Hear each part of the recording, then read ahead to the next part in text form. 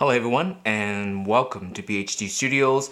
In this video we'll be talking about the Leica M7 as well as the Fujifilm X-Pro3 and how both of these cameras helped me achieve photographic flow in Hong Kong at the beginning of 2020. So let's start the video now.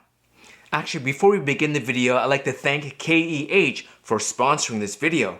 KEH Camera is the original reseller of professional, collectible, and everyday gear for camera lovers everywhere since 1979. They purchase gear directly from photographers like us. They renew and resell at fair prices, thus becoming part of the endless cycle of creativity, community, and opportunity for creatives everywhere. Now I have links down below with discount codes and we'll talk about them a little bit later at the end of the video, but now let's talk about the Leica M7 and the Fujifilm X-Pro3. And I love these cameras. I own both of them. I bought this as soon as I was able to buy it, and I've been shooting with the X-Pro3 for 3 months before the trip to Hong Kong, and I've had the Leica M7 for 3 years so far. But those of you that have been following my brand for years know that since 2014, every year that I went to Hong Kong, I always took a Leica camera.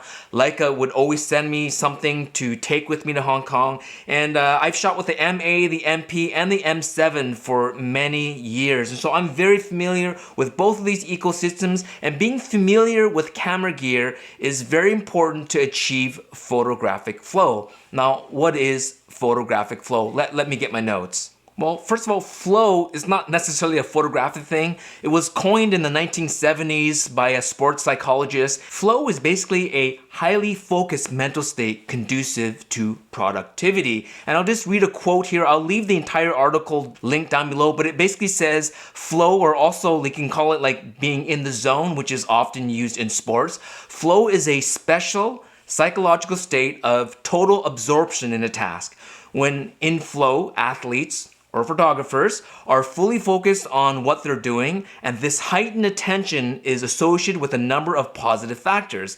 Accompanying a focused mindset are factors such as knowing exactly what one is going to do and how one is doing, having a sense of oneness with the task being performed, and feeling in control of one's performance. And they have like multiple stages or different ways that you can achieve this flow or this being in the zone. And one factor is freedom from distraction. And that's kind of where I got the idea of how having the right gear will help you if you are able to achieve this flow or to be able to get into the zone. And those of you that are athletes or artists or musicians, or even if you work in a factory and you have this rhythm going, part of what you do, your tools are important. It's not the be-all, end-all like a lot of people fight over gear, and I think that's kind of silly because what might work for me might not work for you. And so having these two rangefinder cameras work well for me because they're very similar in the way that I shoot,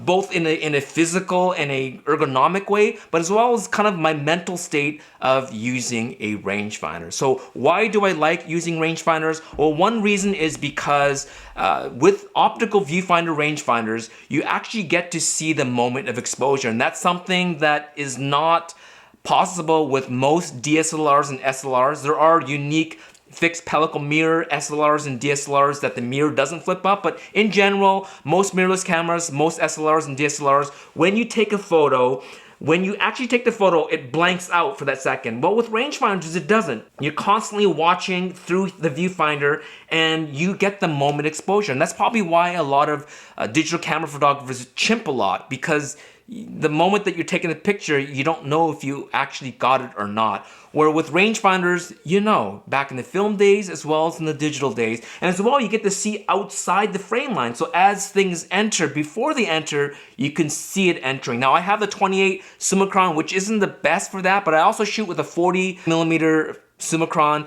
and I could definitely see things entering into the frame. And as well with the X-Pro3, I shoot in OVF mode or optical viewfinder mode, and this is a hybrid rangefinder, meaning if I need to focus, unlike the Leica that's manual focusing, I actually like to go manual focus here, and then it switches over to EVF, the full screen, and it zooms in so I can quickly manually focus, half press the shutter, and then back to OVF. And like the film camera, I actually get to see the moment of exposure.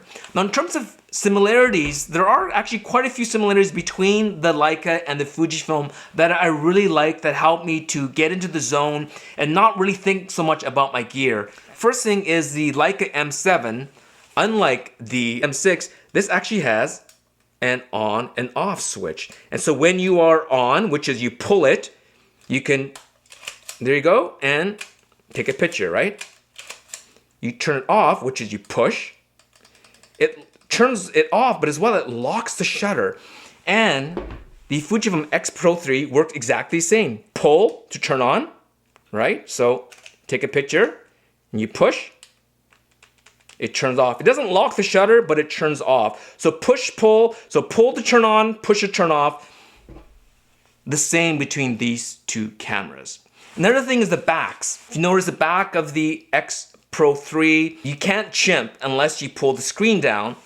And of course, the Leica M7, it is a film camera. There's just no way that you can chimp. And so having these two cameras, looking through a optical viewfinder, having that same on and off, and as well as the focusing direction. If you pull, it's closer, and if you push, you go to infinity. And that's a great tool, because if you do scale or zone focusing, if you're outdoors, you're at f16 or whatever, and you don't know exactly where you need to be, you basically know, look, if you want to shoot something far away, infinity, you just basically push and you know you're at infinity. You pull to get to minimum focus distance, which for most Leicas is 0.7 meters. Now with the Fujifilm, it is the opposite by default. So in the custom functions, you can switch that around. So now I have this matching the Leica, so when I pull, it's getting closer, and then when I push, it goes further away. And so by those ergonomic sort of second nature things that you do, like turning a camera on and off, I don't have to think between these two cameras. They shoot very similarly. And often when I shoot at night, I even made sure that I would shoot at the same ISO, not only to compare shutter speeds, because this is a more advanced metering in the Fujifilm X-Pro3, but once you get used to shooting with a specific camera like the M7 and shooting a specific film, because unlike a digital camera, you can't just change your ISO around just haphazardly. When you put ISO 800 film or ISO 100 film, or you're pretty much stuck with that until you finish the film, or you pull it out and you can reload it. And there's a bit of a trick to doing that, but anyways, in general, you're stuck at that ISO. I do like the M7 because it is auto DX encoded, and there is exposure compensation. There is a aperture priority mode as well, and you can push or pull the ISO in here, and you get the proper exposure in here, as well as when you turn it on, you get to see what the ISO of the film that you have in here, it blinks before you start shooting. So again, shooting with these two cameras, I had my Hong Kong neon project that I've been working on for the past couple of years, and with the X-Pro3, I have a YouTube video where I did multiple projects, but the one I had fun with was shooting from inside a bus using the X-Pro3, the 35 f2 or the Fujicron, and he was a 28 f2 Summicron. And so Fujicron, Summicron. So I had a 28 and a 50 mil equivalent, and using these two cameras was great. And when I was stuck in the bus shooting with this, using classic neg as if it was real film, it was a lot of fun setting those limits onto myself. So this digital camera has less limits. I have to impose them upon myself, but within those limits, it allows me to become more creative. And as well, with this film camera, it has inherent limits because there's no autofocus. I can't just change the ISO whenever I want. And so I work within those limits, but again, within those limits, there is opportunity for a lot of creativity. And so because I was really at one with my gear, at one with what I'm doing, focused on my project and making sure that my skill level was equivalent to the task at hand, it helped me to achieve this photographic flow that was really nice, because after 3 weeks of using these two cameras that I was already familiar with, shooting with these rangefinders, it really allowed me to kind of see past the tool that I'm using and really see these as an extension of my mind, of my eye, and my hand. It really became part of who I was as a photographer. And the funny thing is, as I was scripting this video, I realized that the other two cameras that I brought with me to Hong Kong were also rangefinder cameras. Now, not true rangefinders, but rangefinder-esque. One of them is the Ricoh GR1. It has a viewfinder here. It's not a true rangefinder because I can't focus, but it's rangefinder type focusing, right? I'm not looking through the lens. But as well, this very unique camera, which is the Fujifilm GA645ZI. This also is a rangefinder focus because I'm looking through here, so there's no blank out when I take the picture. There's no guessing. Has a leaf shutter lens in here, so it's super quiet and super stable, which is quite unique for a medium format camera. And so all the cameras that I had, GA645ZI, Ricoh GR1, Fujifilm X-Pro3, and the Leica M7, all of them were rangefinder styled cameras, and I didn't really realize it until now. And so it really shows that when you know your gear and you know your shooting style and what works best for you, and what works best for me doesn't necessarily work best for you. So figure out what you need and what you want, because you know, when I was shooting sports back in the film days,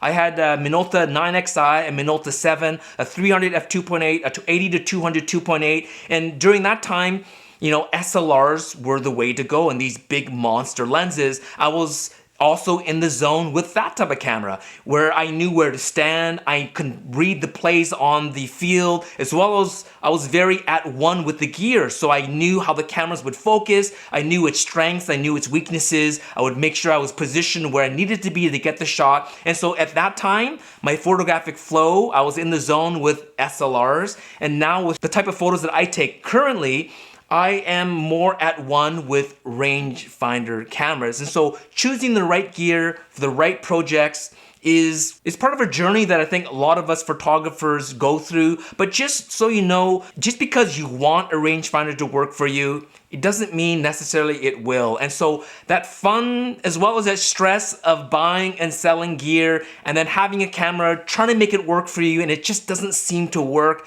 that's okay. I think all of us have gone through that. And that is a nice segue back to our sponsor, KEH, because they buy and sell camera gear, and really they are camera nerds just like us. They love photography, and they love the idea that they can buy cameras that people aren't using and be able to sell to those that will use it. So I think a lot of us have gear that we bought with all intents of using, and now we're not using it. And so consider a company like KEH. They've been doing it since 1979. They have experts that work there at grading your cameras, knowing its value, as well as being able to renew, fix whatever needs to be fixed, and they sell at a fair price. They have over 60,000 pieces of equipment they can sell to you, from photographic, videography, as well as accessories like tripods and camera bags. They sell it, but as well, they're always willing to buy gear off of you so that they can, again, recycle it and put it back into the ecosystem of creatives all over the world. So I'll have links down below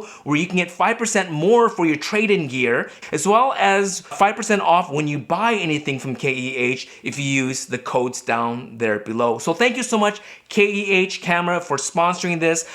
If there are any questions, just put them down below and I'll make sure I can ask KEH or get maybe someone in their marketing division to answer any of your questions down below. Thank you so much for watching. Don't forget to like, don't forget to subscribe, don't forget to tell your friends, as well as don't forget to, I'm not sure what side I'm gonna put it on, follow me on Twitter and Instagram. I tend to post there more often, and if you have any questions or concerns, you can ask me there as well. And so we'll talk to you soon, and happy shooting.